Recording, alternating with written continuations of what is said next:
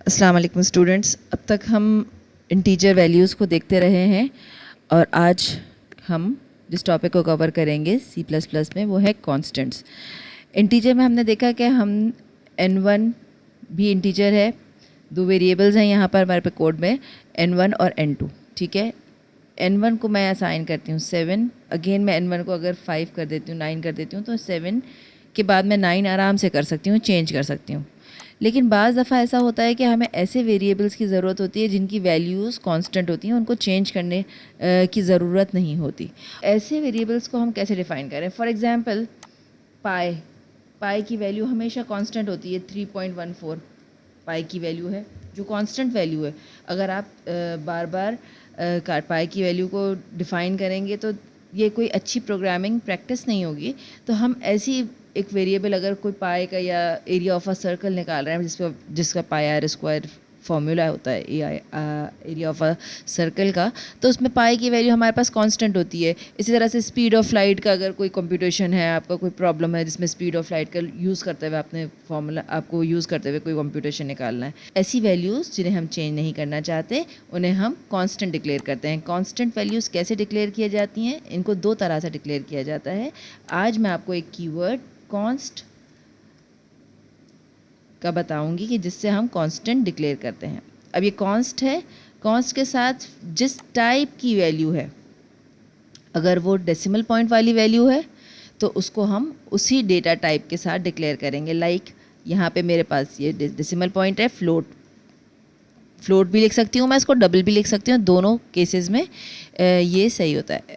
ठीक है, फ्लोट और फिर वेरिएबल नेम कि जिसे कांस्टेंट रखना है, और साथ ही हम इज इक्वल टू करके उसकी वैल्यू को असाइन कर देते हैं। इसी एक लाइन के अंदर हमें कॉन्स्ट, फ्लोट यानी डेटा टाइप, वेरिएबल नेम जिसको हमें कांस्टेंट यूज़ करना है एज अ कांस्टेंट, और फिर इज इक्वल टू करके उसकी वैल्यू, ये इसकी डिक्लेरेशन है। अगर मैं अब यहाँ पर इंटीजर कांस्टेंट बनाना चाहती हूँ तो CONST कॉन्स्ट अगेन लिखूँगी और इंट लिख के नम फॉर ऐसी मैं कर लेती हूँ 7। मैं सिर्फ आप लोग को दिखाना चाह रही हूँ कि हम कांस्टेंट की वैल्यूज़ को वेरिएबल्स की तरह चेंज नहीं कर सकते। अगर अब मैं यहाँ पर इस कोड को मैं मिटा रही हूँ, यहाँ पर मैं नम को असाइन करती हूँ 8 या 7 भी असाइन करूँगी, दोबारा कुछ भी असाइन नहीं कर सकती, या 5 मैंने असाइन कर लिया, तो अब जो है यहाँ पर मेरा प्रोग्राम एरर थ्रो करेगा। ये देखें, assignment of read only variable. जब हम कांस्टेंट डिक्लेयर कर देते हैं तो वो सिर्फ रीड ओनली वेरिएबल बन जाता है, अब उसके ऊपर हम कुछ राइट नहीं कर सकते। This becomes a read only variable. तो आप ये एरर से खुद समझ सकते हैं कि हमारी गलती ये है कि हम इस वेरिएबल को दोबारा डिक्लेयर नहीं कर सकते। हम n1 को तो कर सकते हैं, n2 को कर सकते हैं, लेकिन हम इसको नहीं कर सकते। मैं शॉर्टकट को यूज़ करते हुए कंपाइल कर रही हूँ। देखें, अब कोई मसला नहीं हुआ, एरर नहीं हुआ, इसलिए कि मैंने यहाँ पे चेंज कर दिया। कुछ डिस्प्ले इसलिए नहीं हुआ कि मैंने यहाँ पे सी आउट करके डिक्लेयर नहीं किया, आउटपुट शो नहीं किया था। ये है कांस्टेंट को डिक्लेयर करने का एक तरीका। हम एक और तरीके से कांस्टेंट को डिक्लेयर कर सकते हैं, और जैसे हम यहाँ पर देख रहे हैं कि प्री प्रोसेसर डायरेक्टिव के अंदर हैश इंक्लूड हमने किया, इसी तरह से हम यहाँ पर हैश डिफ़ाइन करके भी कांस्टेंट्स को डिक्लेयर कर सकते हैं। हैश डिफ़ाइन पाई, और यहाँ पर आपको डेटा टाइप लिखने की ज़रूरत नहीं होती, और उसकी वैल्यू की वैल्यू जो भी वेरिएबल लिखते हैं उस वेरिएबल का नाम और उस वेरिएबल की वैल्यू डायरेक्ट आप लिख देते हैं, तो ये हैश डिफ़ाइन से भी कांस्टेंट डिक्लेयर होता है। अगर मैं सी आउट करवाऊँ पाई और सेमीकोलन से हम टर्मिनेट करते हैं, Ctrl+S किया और यहाँ पर हम एग्जीक्यूट कर लेते हैं, तो यहाँ पे पाई की वैल्यू उसने डिस्प्ले कर दी। ठीक है, तो दो तरीक़ों से कांस्टेंट डिक्लेयर होता है। हैश डिफ़ाइन से भी कांस्टेंट डिक्लेयर होता है। हैश डिफ़ाइन बेसिकली ज़्यादातर हम वैल्यूज़ के लिए नहीं बल्कि स्ट्रिंग्स के लिए यूज़ करते हैं। लाइक मैं कहीं पे कांस्टेंट वेरिएबल रखना चाह रही हूँ एडमिन का नाम, एडमिन नेम, ठीक है, एडमिन नेम रख रही हूँ और इस नाम में मैंने लिख दिया हेलो एडमिन। बस एक मैंने सेंटेंस लिख दिया है। इस सेंटेंस को मैं कांस्टेंट में यूज़ करना चाह रही हूँ, ठीक है। अब हैश डिफाइन मैंने इसको कर दिया। अब जहाँ भी मैं यहाँ पे हेलो एडमिन नेम लिखूँगी, यहाँ पे कॉपी पेस्ट कर लेती हूँ मैं, कंट्रोल-C कंट्रोल-V, तो ये अब इस पूरे सेंटेंस को हैश डिफाइन से कर लेगा। अब यहाँ पे जो मैंने हैश डिफाइन किया है ना, ये ऊपर आउटसाइड द मेन फंक्शन की बॉडी के बाहर किया है। तो अब ये जितने भी फंक्शंस यहाँ पे मैं नीचे लिखती चली जाऊँगी, उन तमाम फंक्शंस में ये hash define admin name available होगा। हम जब आगे फंक्शंस को पढ़ते जाएंगे तो मैं आपको फंक्शंस का और एक्सप्लेन करूँगी, वेरिएबल्स का स्कोप कहाँ तक लिमिटेड होता है।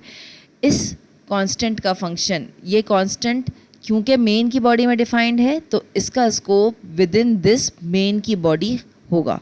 ये बाहर नहीं पढ़ा जाएगा, बाहर किसी और फंक्शन के अंदर हम इस इंट नम को यूज़ नहीं कर सकते। इस नम को वहाँ पे हम डिक्लेयर कर सकते हैं, ठीक है, लेकिन इस मेन की बॉडी के अंदर कांस्टेंट डिफाइन हो गया है, तो जहाँ इसी के अंदर इसका स्कोप लिमिटेड है।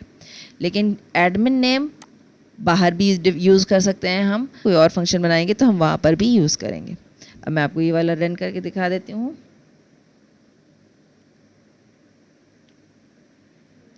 पूरा हेलो एडमिन लिख के आ गया है और इसको मुझे कोटेशंस में लिखना पड़ा।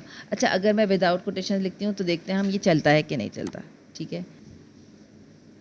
देखें, hello was not declared in this scope. अब ये क्यों उसने एरर दिया? इसलिए कि ये मैं एज अ वेरिएबल, ये एज अ स्ट्रिंग पूरा यूज़ करना चाह रही हूँ। अब ये कह रहा है कि ये तुम हेलो भी कह रही हो, एडमिन नेम भी कह रही हो। इसका मतलब क्या है? ये मैक्रो के फ़ौरन बाद जो भी आप ये जो चीज़ है ना, ये वर्ड, ये मैक्रो नेम है। ये हेलो क्योंकि एक स्ट्रिंग है तो स्ट्रिंग को एक्सपेक्ट करता है कि ये हमेशा विद इन द कोटेशंस हो। विदाउट कोटेशंस जब भी किसी चीज़ को हम लिखते हैं तो विदाउट कोटेशंस ये एक्सपेक्ट करता है कि this is also a variable. अब ये कंफ्यूज हो रहा है कि एडमिन नेम मेरा वेरिएबल है या हेलो मेरा वेरिएबल है, जो कि कांस्टेंट है। तो इसलिए इसने एरर थ्रो किया कि hello was not declared in this scope. Hello को भी डिक्लेयर कर रही हैं आप या मैक्रो को एक्सपैंड कर रही हैं एडमिन नेम को। तो ये वेरिएबल है और इस वेरिएबल को मैक्रो भी कह के यूज़ किया जाता है वर्ड कि इस मैक्रो एडमिन नेम के एक्सपेंशन के लिए तुम हेलो यूज़ कर रही हो। The compiler is confused here. और फिर इसको हम जब कोटेशंस में करते हैं तो ये एक्सेप्ट करेगा हेलो को भी और प्रॉपरली एग्जीक्यूट कर लेगा, ठीक है।